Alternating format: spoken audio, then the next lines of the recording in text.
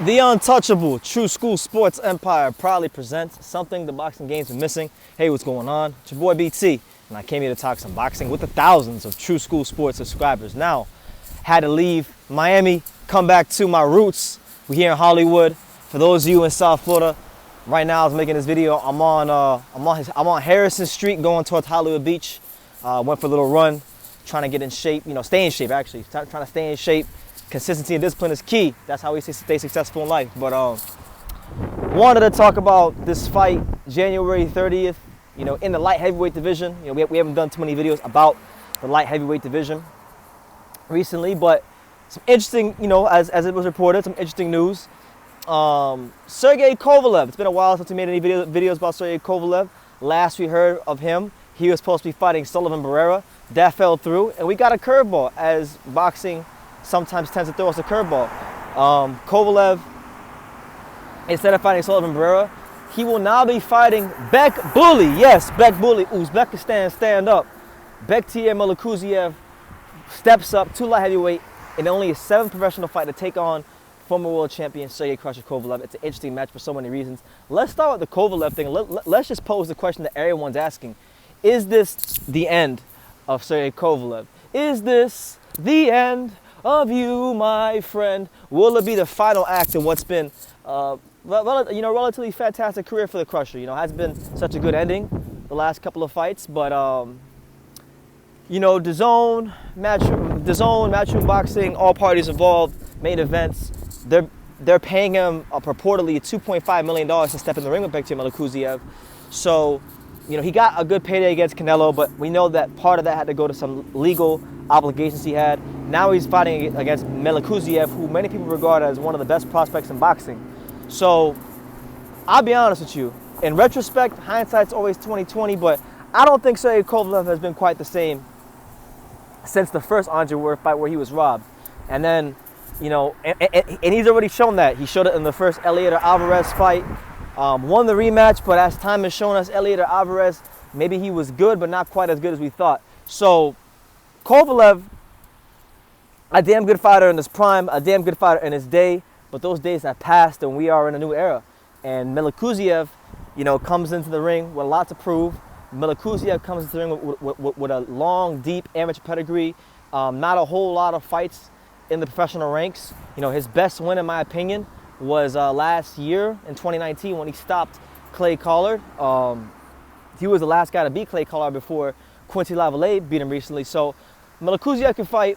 Melikuziev is a guy that is ferocious. And my bad, guys. If you guys hear the wind, I apologize. But we're walking through an area with like a bunch of palm trees. I don't know if you guys see the palm trees, but like I'm in a really nice area, and there happens to be a lot of wind because it is close to the beach. It is towards the coast, so I apologize for that. But I really think this fight is going to be a really sad for Sergei Kovalev because of the fact that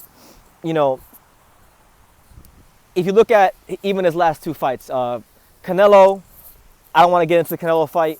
If you watch this channel long enough, you know where I stand and what I think happened with the Canelo fight. Anthony Yarde's fight, we saw Anthony Yarde, who has now proven himself to be a barely above average domestic level British fighter, almost get Kovalev out of there. And luckily for Kovalev, Anthony Yarde isn't very well conditioned, and Anthony Yarde has Tunde Ajayi as his trainer, so that saved him from getting folded up in that fight. And he just hasn't looked like himself in a very, very, very long time. So listen, I like Kovalev. I can't say I love Kovalev anymore because how he handled the Canelo fight before, during, and after really left a sour taste in my mouth. So there's no way I could ever like Kovalev the way I used to as a fighter.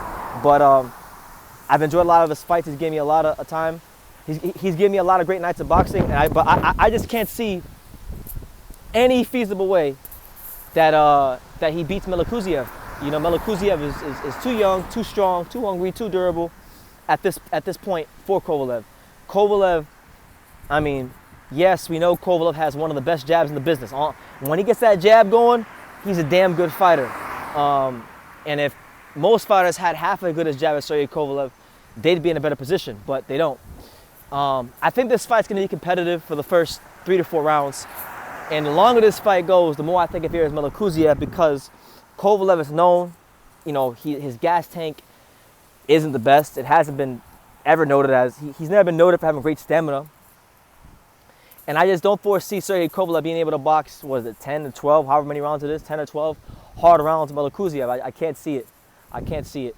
You know, this is a guy in Kovalev who, for as good of an outside fighter he is, he's a fighter that on the inside, if you can get there to that body and place them shots, you could take some serious gas out the tank and make him be at your disposal, at your mercy.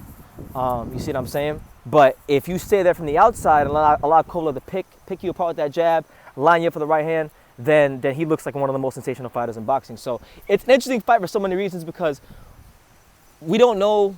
We believe Kovalev doesn't have a lot left in the tank, but we don't know until he gets in the ring. It'll be the first time he's fought since Canelo, which was late 2019. By the time they fight, it'll have been over a year and some change since his last fight. So a win here for Kovalev, I feel like it would be a really big feather in the cap. And I would even go as far as to say, when you consider the stage of his career that he's at, what people expect him at this point of his career, and who he's fighting at this stage of his career, I think this would be one of the biggest wins of his career if he can get it. And for Melikuziev, you know, say what you want about his opposition thus far. Maybe he is ready, maybe he's not ready, but it's a massive step up in class. And when you have the amateur pedigree he has, and when you have, you know, just the talent and the ring savvy and the ring smarts that people say he has and that he's shown so far, you will be led to believe that he would be able to cope with this particular version of Sergei Kovalev. Because let's have it right, he's not going to be fighting the Crusher. He's not going to be fighting the guy that fought Nathan Cleverly. He's not fighting the guy that fought Jean Pascal. He's fighting the guy that truthfully speaking might even be a shell of the guy he was on the night of the Canelo fight. And that guy was pretty good. He was outboxing Canelo, even though it was very conservatively. But he might even be a shell of that. So I'm hoping that we can get a great fight. I think it's an excellent crossroads fight, albeit a very surprising one. And I think we're going to get a lot of answers to how good is Melikuziev in this step-up fight. And maybe 175 is where he campaigns at long term. You know, I was hoping one day we'd see a Melikuziev Edgar Berlanga showdown, but that probably wasn't very realistic to begin with. And yeah, that's what it is. You know, but I'm gonna leave you guys with this. All right, there's a song that I like a lot, and I think this song fits the narrative of this fight. And the song goes like this: "This is the end of you, my friend." I think Sergei Kovalev is gonna get folded up like a blue steel chair, like The Rock, like Chris Jericho, like those Christmas lights on that tree back there will be folded up in a couple weeks. He gonna get folded up like some damn Christmas lights against Melikuziev, and it's gonna be a really sad way to end what's been a very exciting career, and for a guy who, for the most part, has been a fantastic fighter. So I'm looking forward to it. January 30th, Bek Bully, step up fight.